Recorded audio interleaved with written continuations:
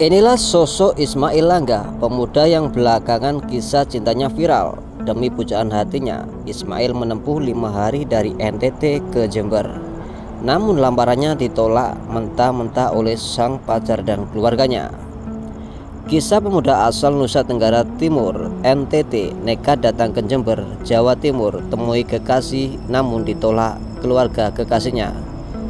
Pemuda bernama Ismail Langga asal NTT ini mengenal wanita Jember lewat TikTok hingga akhirnya menjalani hubungan asmara.